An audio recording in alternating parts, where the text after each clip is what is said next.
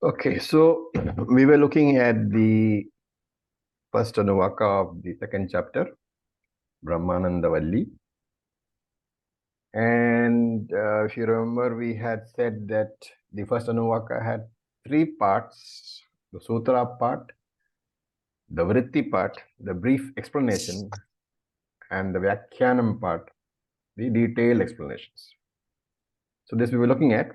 And we were looking at we had finished the Sutra part and we were looking at the Vritti part. And we were discussing Satyam, Jnanam, Anantam, and Brahma. And the discussion was whether Satyam is represented by Jnanam, Anantam, Brahma, or Satyam, Jnanam, Anantam. Is it Brahma's description? So all these things we had discussed. And we were looking at the meaning of Jnanam, and we had said that four possibilities were there, out of which one could be Vritti Jnanam. And then because Vritti Jnanam is thought in the mind, there was a doubt as how it could be applicable to Brahman, because a thought in the mind is temporary. It is RC only, not OC. And therefore we said that the Upanishad therefore adds the word Anantam to dismiss the idea that there is a limitation to that Vritti Jnanam. And therefore, if you add Anantam to that Jnanam, then it becomes limitless Jnanam. And therefore, it cannot possibly be Vritti Jnanam, because Vritti Jnanam is limited. And therefore, you have to give it the Lakshyartha, the implied meaning, which is the OC. So we had reached up to here. OC is Swarupa Jnanam. Now, further Shankara explains what is the process of knowing. What is the process by which you know anything? Why is this explanation necessary? Because if you are saying that Jnanam here has to be taken as Swarupa Jnanam because we are associating it with Brahman, then remember that OC can never illumine anything directly. The original consciousness, Brahman, can never do the job of illuminating directly, of knowing anything directly.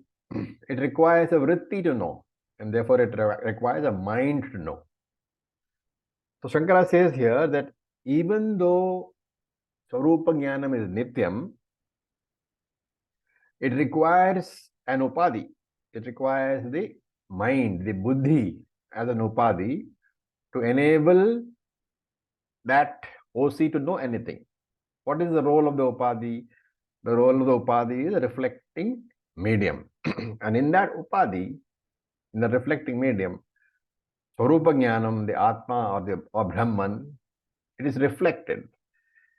So that is a initial part of the explanation where he says that OC can never know anything directly. It requires a mind. It requires a reflecting medium for the mind to function. And it is a reflection of the OC in the RM, which does the job of knowing. Right? So that's very important. We'll come to it later.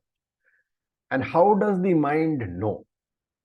So Shankara says in his commentary, this we have seen somewhere else. We have seen in Atma Bodha also. The process of knowing as Shastra defines. Shastra says the mind, when you look at something, look at an object, let us say a glass, the mind flows out through the eyes and contacts the glass. And because of the contact, because of the mind enveloping the glass after having flown out through your eyes, the mind itself gets modified. This modification is called parinama, vritti parinama, thought modification. And the same applies to any other indriya. It can flow through the ears, it can flow through the nose. Any of the five indriyas, when you say it, the indriyas are cognizing something, Shankara says you have to understand that the mind flows out through that particular indriya, envelops the object of cognition, and through the enveloping, the mind itself has a modification which is called vritti parinama, the modification of the thought. Here we should note that it is the mind alone, nothing else. The mind alone comes in contact with the sense objects. How? By using the sense organs as a medium, by flowing out through it. And the modification takes the form of the particular object. And that is how the mind recognizes that this is the particular object. So if the eyes are looking at the glass, the process is that the mind has flown out through the glass, enveloped through the eyes, enveloped the glass, taken the form of the glass because of the enveloping, akara, the glass akara form has been there, and therefore it is called the glass akara vritti. And these vrittis which arise in the mind, that is what actually illumines the object, makes the mind aware of the object, and that is because of the RC. Okay, so these objects are objects of what? These vrittis, your two things are there. There's an object and there is a vritti, there is a thought, right? So the object is the glass, for example, the object in this case is known to whom? It is known to the mind. And therefore the glass is the object of the mind, and the vrittis in the mind, remember, they are the object of Atma Chaitanya.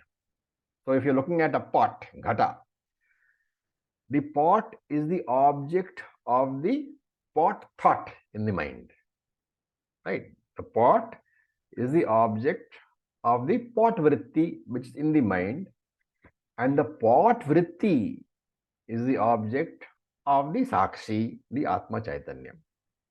So this is the process of knowing. But you may say the pot is inert, the vritti is inert, the mind is inert. Then how does knowledge take place?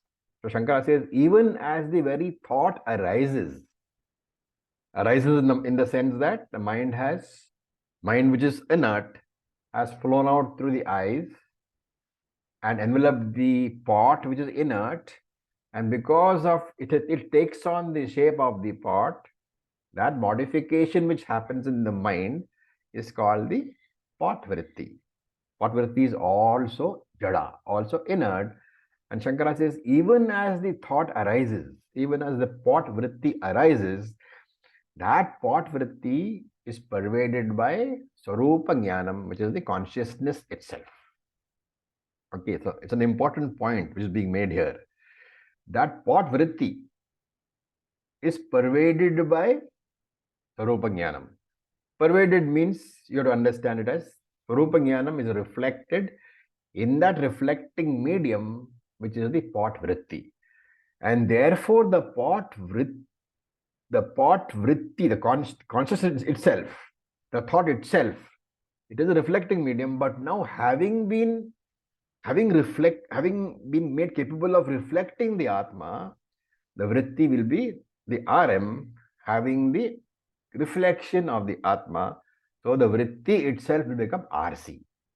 Okay, remember vritti is RM, but there is a reflection. Our reflection plus the RM. So the consciousness being reflected in the vritti, which is the RM, that is the RC. Okay, what is the point being made over here? There is a Swarupa Jnanam, the basic consciousness principle, which is Brahman or Atma, which is Nityam, it is eternal, right? Vritti Jnanam he has explained over here. How does it happen? The mind flows out through the eyes, it envelops the pot, and that enveloping of the pot, what happens is the mind gets modified. That modification in the mind is called the thought, the pot thought. And that pot thought is pervaded by consciousness, Swarupa Jnanam, and therefore there is RC. What is the point being made here? This Vritti Jnanam is a process. It begins when the eyes land on the pot and the vrittis or the mind flow out of the eyes and envelop the pot. But there is a modification in the mind, and that modification, that vritti is pervaded by OC. So it's a process. Any process has a beginning and has got an end. Any process is karma only, action only, right? So this this idea of knowing, the process of knowing, that process is anityam and it's a karma. That is the first idea. That vritti jnanam of anything, we are talking about the pot here. Vritti jnanam of the pot is anityam, it is temporary, and that is because it is a karma, it has a beginning and it has got an end. There is a second point made. When there is a process, what should be a deduction? That process must belong to someone, right? That action must belong to someone. So just as we say that if a person is, if you are saying there is a walk going on, somebody is walking, you have to connect the action of walking to whom? To the person who walks. So the very, very subtle point being made. Any action, any karma has to be connected to the karta, the doer. And therefore, this knowing process, the process of knowing, we just said it's got a beginning, it's got an end, it's got somebody who does it. And therefore, the knowing process, can we say it belongs to the Atma? You cannot. Because the whole process consists of vrittis only, thoughts only. And thoughts belong where? To the mind, which is anatma. Right? Therefore, the knowing process cannot belong to Paramatma or Atma. It belongs to the RC, the knower alone. Right? That person, that RC which knows, it's got the name of Pramata, the knower. And therefore, the knowing process belongs to Pramata and not to the Sakshi. Right? This is very critical for us because most other darshanas, Sankhya, Yoga, etc., they make the mistake of taking this knowing process to belong to Atma. And Shankara is pointing out that whenever you use the term vritti jnanam, remember there is a possessor of that vritti jnanam. There is a pramata who knows that, and therefore there is a duality. What is there? The possessor of the vritti jnanam and the vritti jnanam. So possessor and possessed. The duality is there. So whenever you say vritti jnanam, you are talking about two things, the knower and the known. But when you say swarupa jnanam, you are talking about Atma. Swarupa jnanam is identical to Atma. Therefore, there is no second thing. Swarupa jnanam, when we say, it is Advaitam. Vritti jnanam, when you say, there is Dvaitam. So wherever I say Swarupa Chaitanyam of Atma, Swarupa Chaitanyam of Atma, the natural consciousness principle which is Atma, whenever you say, there is no duality at all. And therefore, Satyam, Jnanam and Anantam, they are words which reveal Brahman by implication. What are the implications we have discussed? What is Satyam? What is Jnanam? What is Anantam? We have discussed. So these are words which reveal Brahman by implication. We should not call them adjectives because they are the very, very nature of Brahman, the very Swarupam of Brahman. Like when you say fire, you need not say fire is hot. When you say fire is hot, the normal understanding is hot is an adjective of fire. But really speaking, if you analyze, you will see that fire and heat are the same thing. And therefore, when you say hot, by implication, the word heat is revealing fire. You don't actually have to say that heat is a property of fire.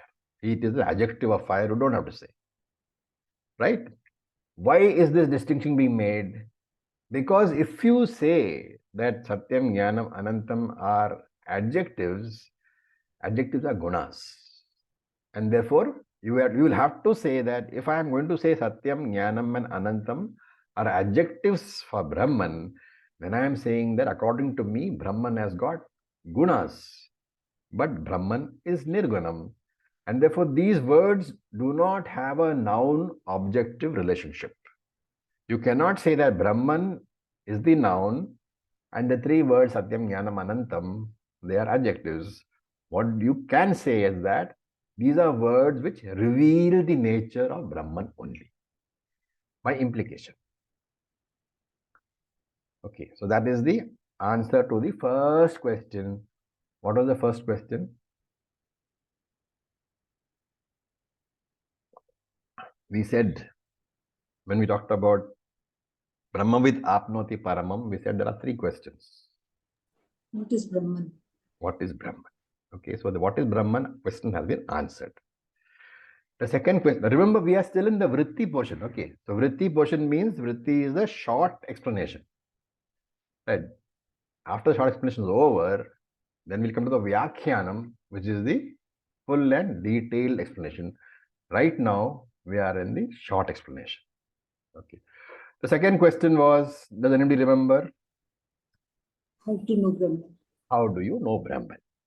And that question is, you can see we said Brahmavit Apnoti Paramam was the sutra, and the rest, Tadesha Bhyukta Satyam Jnanam Anantam Brahman.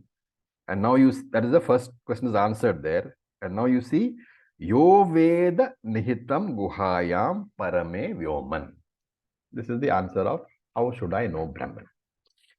So Yo Veda Nihitam Guhayam Parame Vyoman. And let us look at each of those words. Nihitam means sthitam, resident in. Or you should take it as available in. So that Brahman is available in Guhayam. Guhayam means Buddhi, the cave of the Buddhi. Guha literally means a cave. You have to understand that as the cave of the intellect. Okay. Why is Buddhi called a cave? For two reasons. Inside a cave you can hide. Who is hiding inside? Brahman is hiding inside that cave of the intellect. Also, a cave is dark inside. And this Buddhi is dark inside because of Ajnanam. So these are the two reasons why the Buddhi is called Guha Buddhi or Guhayam, the cave of the Buddhi. And Shankara in his commentary says that the word Guha comes from Guhate. Guhate means to hide. So Guha is a place where something is hidden. That's a cave. Okay. What is hidden there? The Triputi is hidden. What is Triputi? Jnanam, Jneyam, Gyatram. Gyatra. Gyatra is the knower, the pramata. Jneyam is the known. Jnanam is the process of knowing. And therefore, this is hidden in that buddhi. Why do you say so? Why do you say that in Sushupti Avastha everything is hidden? Because in Sushupti Avastha, your indriyas are resolved. And therefore, it is as if the whole world is hidden from you. Right? What is speciality about Guhya? Guhya is the Guhayam can also be taken as the heart. All the indriyas, including the mind, they withdraw into their respective golakams during Sushupti Avastha. What is the golakam of the mind? It is the heart. Where did we read this? Tattvabodha. Okay. All right. So far, so good. Now, what is hidden within that buddhi, within that dark cave, which is Guhayam? What is hidden? Parame. Parame means sacred. Sacred. Here, Parame has to be taken as sacred. Prakrishte, sacred.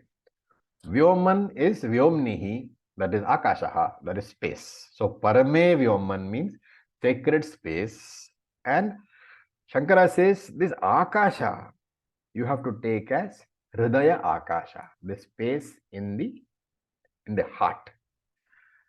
And when you say Hridaya Akasha, there is a space in the heart. That space is the mind. The Akasha here is the mind, the Manasaha or the Buddhi. And in that Buddhi, in that mind, in that Akasha, the thought can be recognized. How? Because the RC pervades the thought.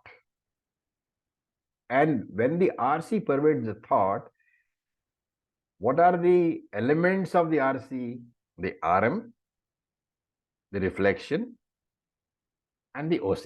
Remember that in any RC, though we normally say RM and RC, remember OC has to be there. Otherwise, the RC cannot be there. Therefore, in any RC, there are three things: the RM, the RC, and the OC. And in that RC, you have to be able to recognize the OC, eliminating the vision of the reflection and the RM. Shankara stops here, but some sub-commentators give some Shruti quotations to indicate the same thing, right? So one is, which you have done, Vidyate hridaya grantihi chindante sarva samshayaha shriyante chasya karmani tasmin drishte paravare. Where did you see that?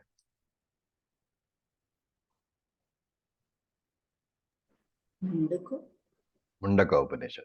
Okay. Vidyate hridaya grantibihi. When the knots of the heart are broken, sarva samshaya chindyante, all the doubts are dispelled. Tasmin drishte paravare. Then Brahman is known in that heart. So that is one. When that Brahman is known, the knot of the heart is broken. That was the short meaning. We also saw one more. Again, we have done this. Angushta matra purushaha antaratma sadajananam hridaye samnivishta. Where did we see that? Katho Upanishad, chapter 2. The Purusha Angushta matram, the size of the thumb, jananam hridaye, is known in the heart. Okay, so Shankara doesn't quote this. Shankara thinks we already know, but sub-commentators know that we have already forgotten. So they give the quotations also, saying that it is not just Taittiriya which is saying that, it is in the heart, in the heart, space of the heart, which is the mind, that you have to recognize Brahman. Okay. So one question can come up. Brahman is all-pervading, right? Now, if Brahman is all-pervading, why does Shruti say that you have to recognize in the mind? Why can't you recognize Brahman in your nose? What's the answer?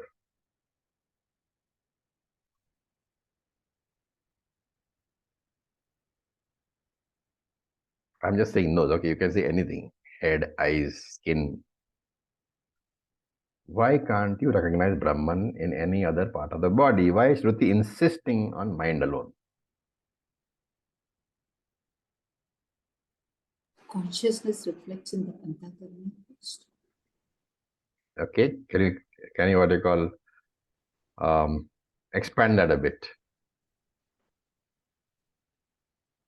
Sattva, but it's the Antakarana. So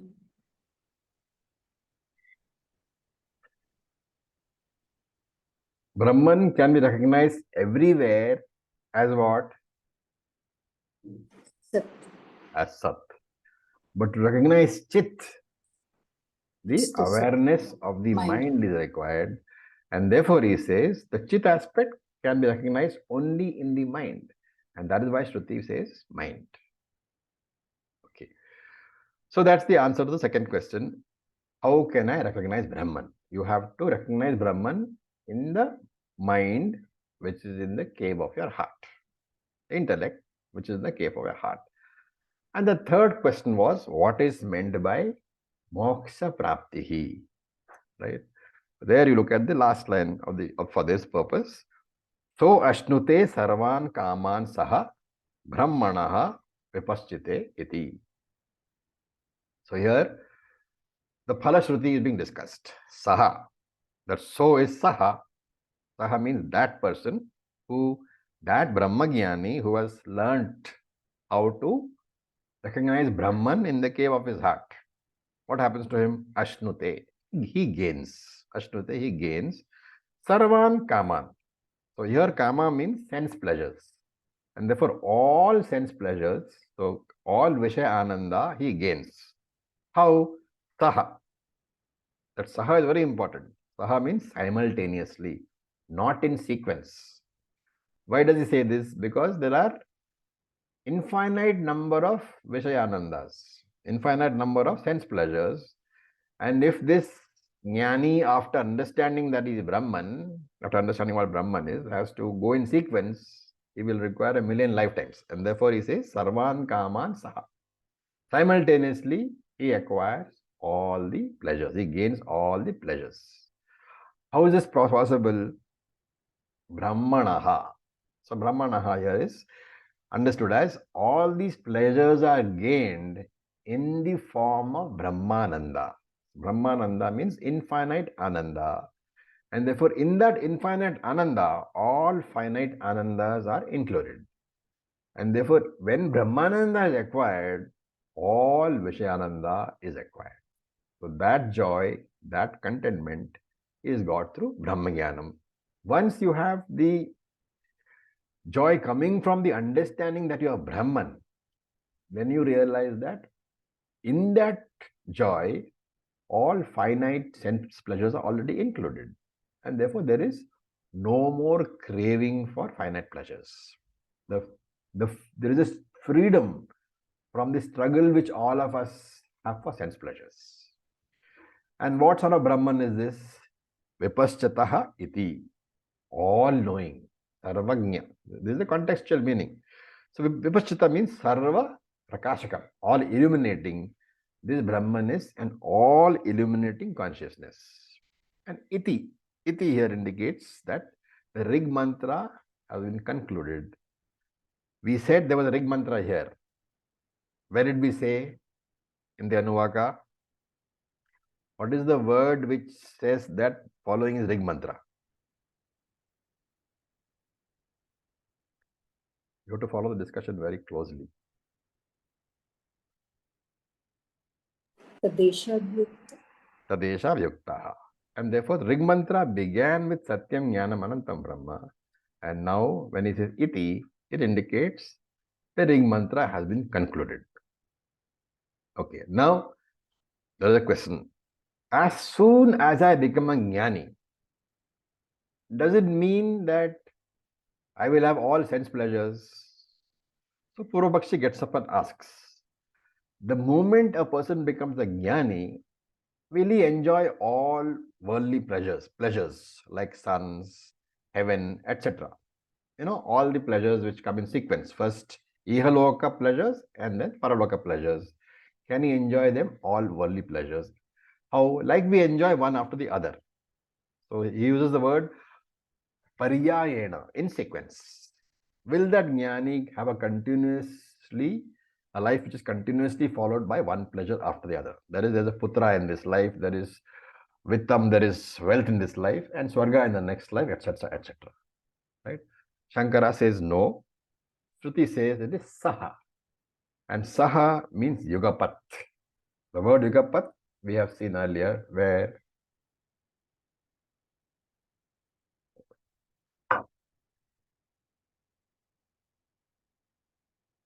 not in Upanishad. Where did we see the word yugapat and what does it mean?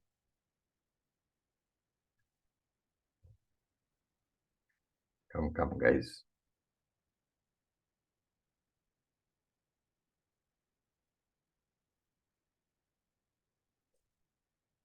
Like a thousand suns, I'll give the English meaning. Like a thousand suns rising in the sky.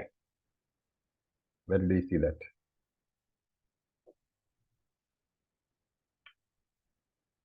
No? Chapter 11. Chapter 11. What does it mean?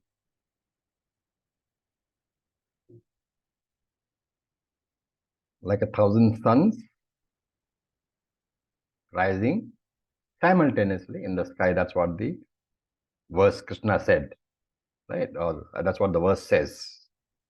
And therefore, here Shankara is saying that no, those pleasures won't come one after the other, but they'll come simultaneously, as if through one single experience. And he gives the example. Just like sunlight illumines all objects in its range simultaneously, not in sequence. So, one has to carefully understand that Shankara is saying that there are multiple jivas in this universe. Each of these jivas they enjoy some object or the other, meaning that that jiva can enjoy sense pleasures only in sequence. After one is over, the next is enjoyed. So because the indriyas are required, the mind is required, both are finite. Sense pleasures are also finite. Therefore, there is a sequence. And you take all the jivas in the universe together, there are multiple indriyas, there are multiple jivas, all of them are sentient, are conscious only because of OC. And therefore, all the billions of RCs are backed by only one OC, one Brahman.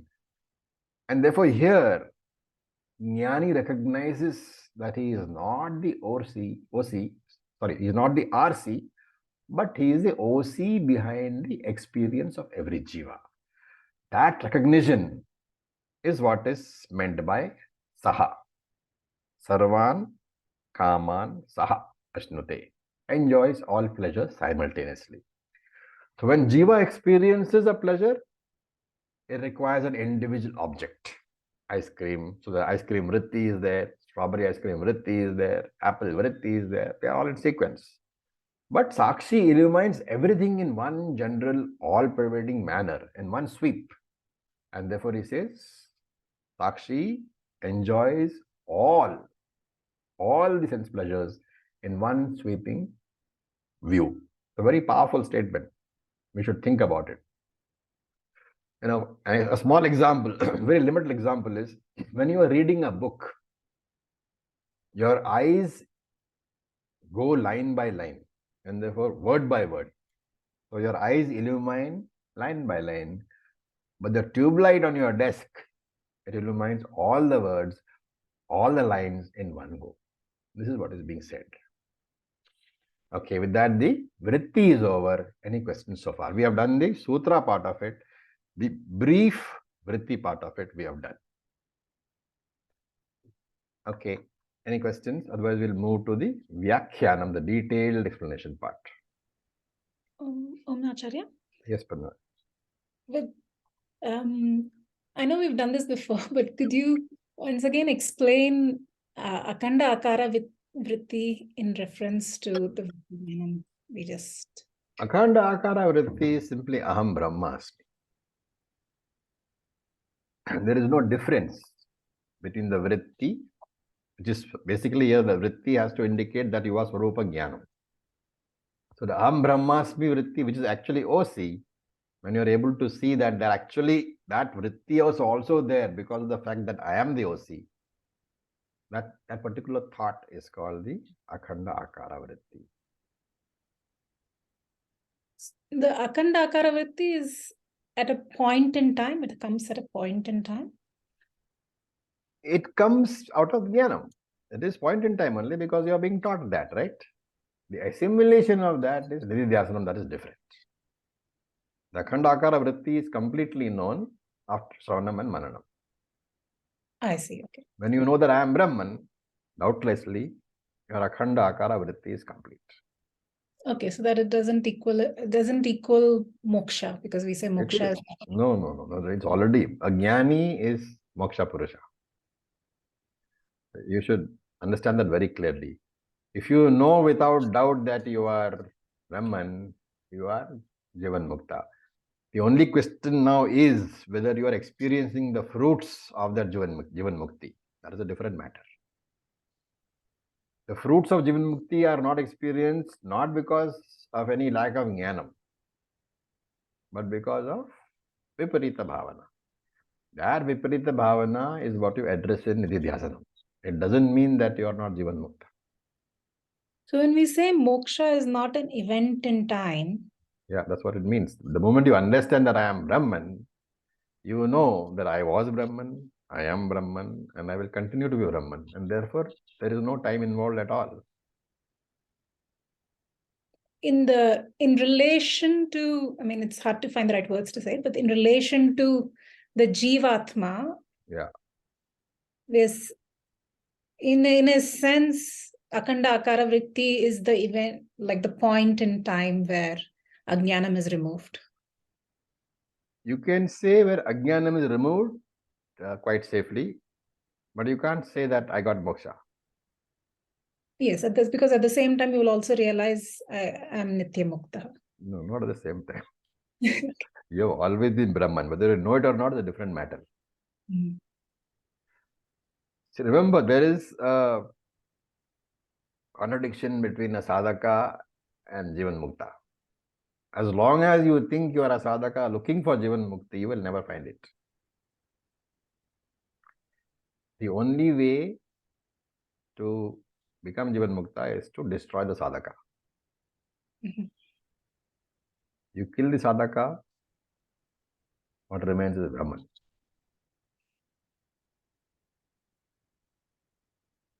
Yes, Acharya. Never think that, I'm doing sadhana for Jivan Mukti. That is definitely going to ensure that you will never get Jivan Mukti. Yeah. This we can say now, right? At the Taittiriya stage, we can say all these things, but you can't say it to a beginner.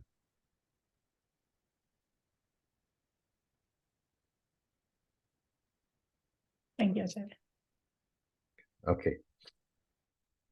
Anything else? Anybody else? All right. Yes, June, you're saying something. Acharya. Om. So when we say that the jnani will enjoy all the pleasures at the same time, this is after nididhyasana has been completed, right? They really enjoy the benefits of the jnana, like Yes. You will enjoy the phalam This- only after nididhyasana is over, okay. but you're already a jnani. So yeah, so the Brahmanishta is the one who really enjoys those. Brahmanishta will enjoy the total Okay. peace of mind. Yes. Yeah, thank you. But there also, I would like to say that Mhm. if there is a jnani, let us say, okay, who is a householder, okay, who is a grahastha, and somebody falls very seriously sick in his family, or somebody dies close to that. Now, grahastha is a RC, right? Somebody dies close to that grahastha. Do you mean to say that the jnani will not be affected? His mind will not be affected? Now his mind will be This is what we affected. say, that jnani is free of all. Yeah. But remember, as a RC, you can never be free of fluctuations of the mind. Mhm. Therefore, even while he is crying, the mind is weeping. The jnani is aware that it is the mind which is weeping. That sorrow does not belong to me. That is what is being said. Thank It is you. not that you will never be sad when you are a jnani. Don't ever think that. And perhaps even though if the jnani gets like sad, it's not in that same level as a jnani. Because he reminds himself, Mhm. I'll tell you, and I don't know how many of you have seen a South Indian wedding. Have you seen a South Indian wedding? Anybody? Yes, Acharya. Vandana, of course. So, there is something which, I don't know what it is called. In Malayalam, it is called Kattamelam, which means when the Mangal Sutra is being tied, what happens? Others must have seen. Everyone starts crying. No, no. The dhol and everything, they start hitting more. Absolutely. That all that Shenai and the band and everything, that starts maximum noise. It is the time of tying the knot that the noise is maximum. That noise is called melam, chaos. And katta means in at least in Malayalam, this is a knot being tied. The tali is that Mangalsutra is tied on the girl's neck. That moment of tying is when maximum noise is there. I'm sure it's the same thing in other places also. What is the reason? What is the reason for that? Suddenly that noise to increase to, huge levels when the knot is being tied. Well, Raviji, practically how it works is until all the celebrations, all the rituals were happening. All the audience are all just chit-chatting, busy doing their own nonsense. Mm. But when this when this Gatti Mela sound suddenly increases, everybody realizes, okay, this is the moment. The moment has come, and they stand up and they bless the couple. Okay, but that's the practical part of it. What they're supposed to do, it's like during the tying of the knot, which is the actual marriage, actual point of marriage, that couple is not supposed to hear anything inauspicious. Okay, so people chit chatting, people having eaten too much, they may be vomiting. Somebody might be crying, somebody might be complaining, grumbling. All that is there in and around you, and you don't want to hear that, especially when the knot is being tied, and therefore the noise goes very high. So the couple don't hear anything but the sound of the Shehnai. Okay, couple and whoever is around it. What is the significance here? That if you can take that Gatti Melam as your Aham Brahmasmi thought, your Aham Brahmasmi thought should be so loud that all the other thoughts in your mind, they are drowned out by the Aham Brahmasmi thought. So that is why you need to keep on doing that Aham Brahman. Nididhyasanam is for that purpose. That thought that I am Brahman has to become so strongly ingrained in your mind that it sort of overpowers any other negative thought. It is not that negative thoughts won't be there. It will be there. It will affect you for some time. But sooner or later, you will come back to that thought and the sorrow will recede. Basically, you are switching the mind from the sorrowful thought to the Aham Brahmasmi thought. That's the meaning of that. That is why Nididhyasanam is very important. Continuous Nididhyasanam will make it a vasana. You will no longer be thinking, I am this, futile body with 5 foot 6 inches and getting all sort of problems in my back. No. You'll say, I am Brahman. The body will continue to pain. Your mind will continue to have problems. But the Aham Brahmasmi thought will drown out everything else.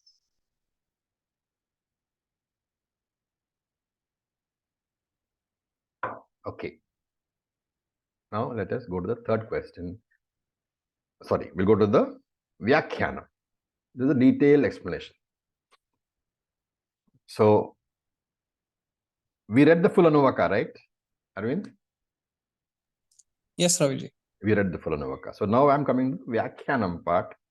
So, the first line says, Tasmadva etasmat atmanaha akasha sambhabhuta akashad vayuhu vayor agnihi agner apaha adbhyah prithvi prithivya oshadaya ओषधभ्यो अन्नम अन्नात् पुरुषः सवा एष पुरुषो अन्नरसमयः तस्येदम् एव शिरः अयं दक्षिणपक्षः अयम् उत्तरपक्षः अयम् आत्मा इदं पुच्छं प्रतिष्ठा तदप्येष श्लोको भवति. This is Vyakhyanam, the detailed explanation. So what is being done? First we had the sutra. Then we had the vritti, which answered the 3 questions briefly. And now we are doing the Vyakhyanam, the detailed explanation. And therefore, the 3 questions are going to be answered all over again, but in much, much more detail. Okay, this is the style of this particular Anuvaka. The first question was, what is Brahman? What is the definition? Satyam Anantam, Satyam Jnanam Anantam. Limitless existence consciousness principle. And this portion gives some clarity. And if you can look at that, you will be able to immediately make out that it is covering Srishti Prakaranam. Tasmadva etasmat atmanaha akasha sambhavut.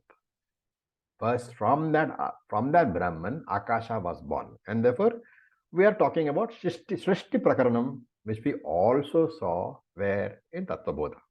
Okay. So here, Brahman is being introduced as a different Lakshanam. Satyam Jnanam Anantam Brahma was what Lakshanam of Brahman? Swarupa Lakshana. Swarupa Lakshanam. Right? Now here by saying that Tasmadva etasmat atmanaha akasha sambhuta. Akasha was born from that Brahman. Now you are introducing Brahman as what? Jagat Karanam. And Jagat Karanam is what? Tathastha Lakshanam.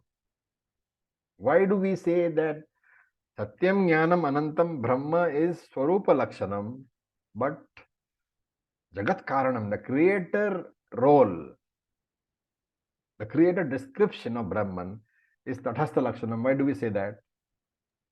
Comes and goes. Creation comes and goes. It is not always there. Incidental it is. And therefore, Tathastha Lakshanam. Right. Incidentally, Tathastha means what?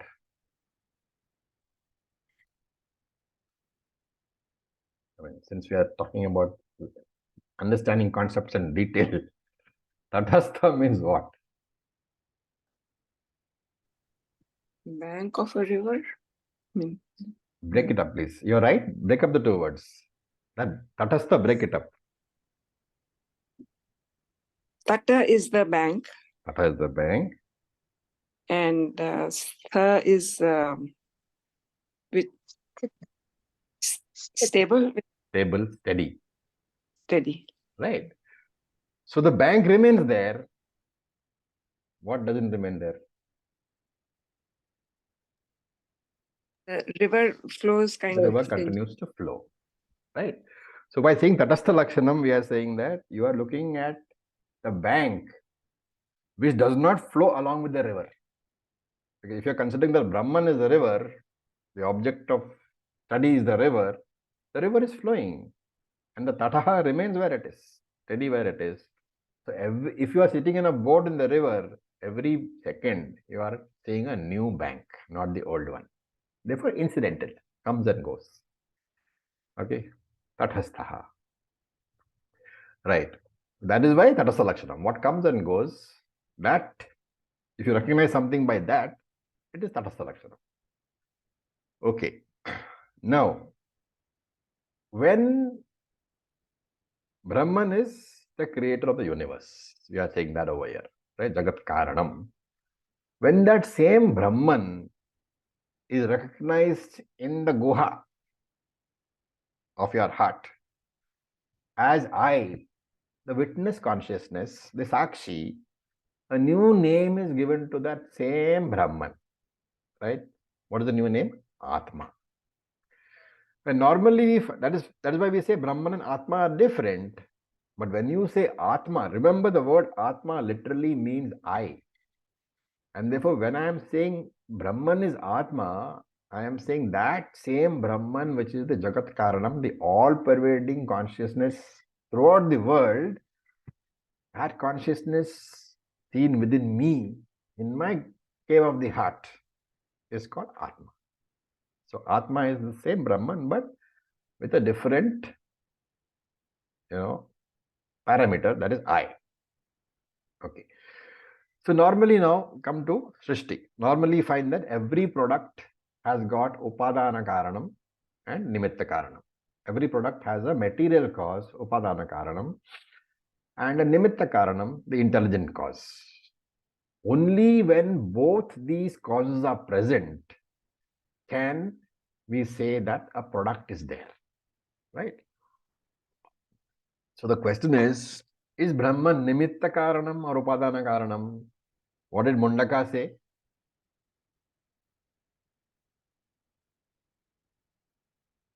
It says that he is both of them, What was the word used?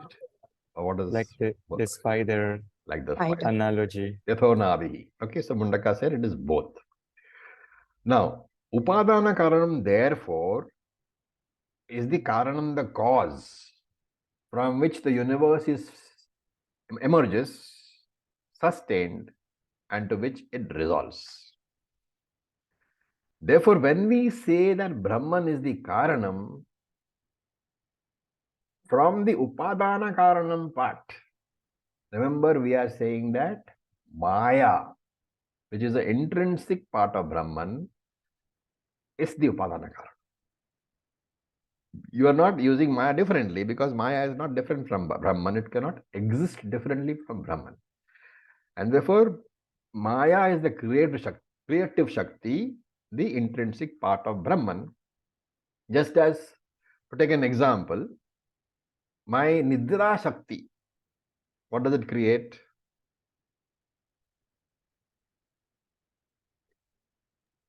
Dreams. It creates the Swapna Prapancha. So Ishvara has Maya Shakti, which creates the universe. I have Nidra Shakti, which creates my dream world. Why it is important is because this Nidra Shakti is an intrinsic part of me. I cannot take it out and keep it separately somewhere else. It cannot exist separately. Because Nidra Shakti is part of my power of thinking, which comes along with me. So we say Shakti, Shaktimataha Abhedaha.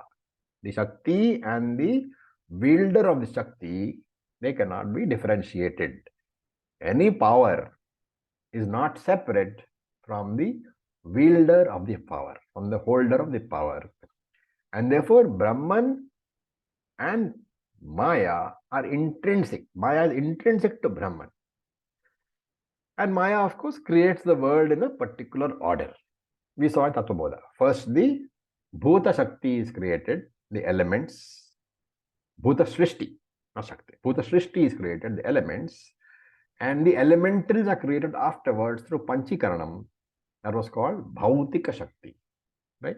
So Bhuta Shakti, Bhuta Srishti, elements, Bhautika Srishti, elementals. What are the elementals? They are what are formed after the Panchikaranam process. Right. Now, even among the Bhutas, the Pancha Mahabhutas, what is created first? The most subtle, Akasha, is created first. And the grossest, Prithvi, earth, is created last. That's why we said most subtle. Why? Because Akasha has only one guna. And most gross. Why? Because Prithvi has got 5 gunas. Right? Okay. And this is what is being mentioned over here. So this portion, Tasmadva etasmat atmanaha, that portion is the Srishti Prakaranam. And Shankaracharya wants to show here, in his commentary, he wants to point out that the purpose of the Srishti Prakaranam in the Upanishad is not to explain the process of Srishti, not to say that this is the exact process by which creation takes place. And this is a very, very important point, because when you read Chandogya, when you study Chandogya, you will know that Chandogya does not talk about 5 elements. It talks about only 3 elements. So in various Upanishads, the Srishti Prakaranam, the methodology of the creation of the earth is talked about, but there is no uniformity. And if it was an essential part of the Shruti to explain to you that this is how Srishti is formed, then there would be no inconsistency among the various Shrutis. But in fact, there is inconsistency. Various Shrutis give different methods, different explanations. And therefore, Shankara wants to show that the purpose of the Srishti Prakaranam in this Anuvaka is only one.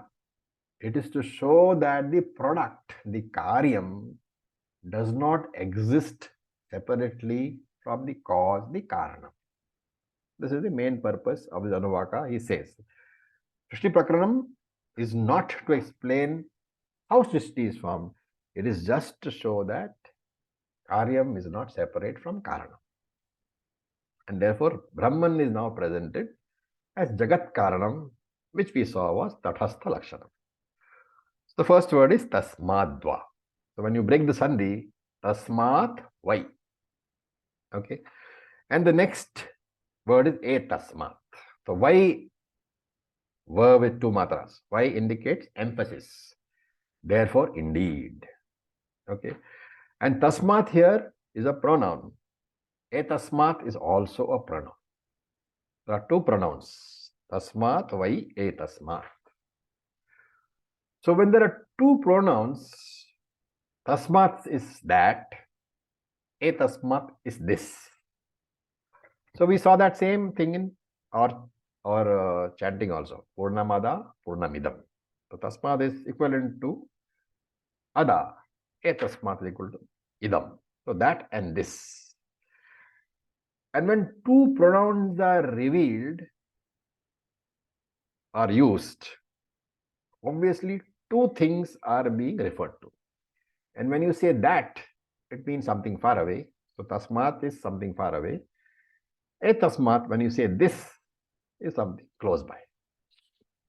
And therefore Shankara says, however, we have to understand that both tasmat and etasmat refer to Brahman only. Okay. Tasmat refers to Brahmavit apanoti param. Etasmat refers to that Brahman who was referred to in the Rig mantra. What is the difference between Brahmavit apnoti param and the Rig mantra Satyam Jnanam Anantam Brahma? Remember it says Yo Veda Nihitam Guhayam Parame Vyoman.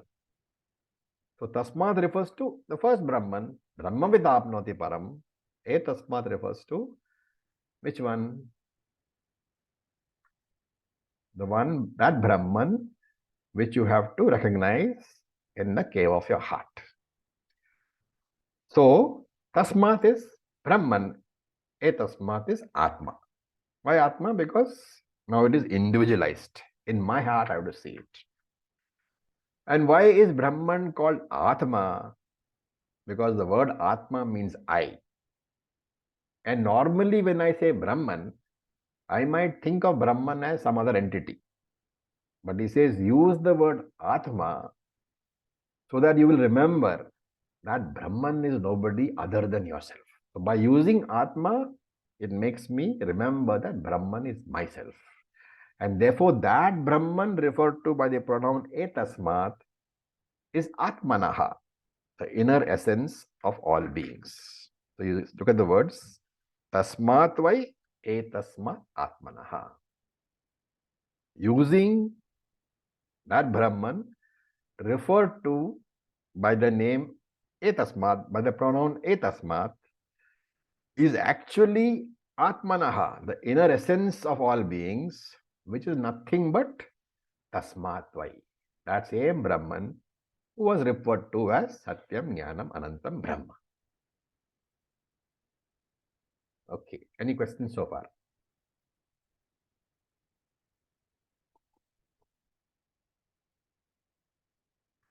We will stop here because we don't have enough time to proceed. So any questions you can ask. Otherwise, from the next class, we'll continue with where we left off, which is the Srishti Prakanam, Akasha Sambhabhuta.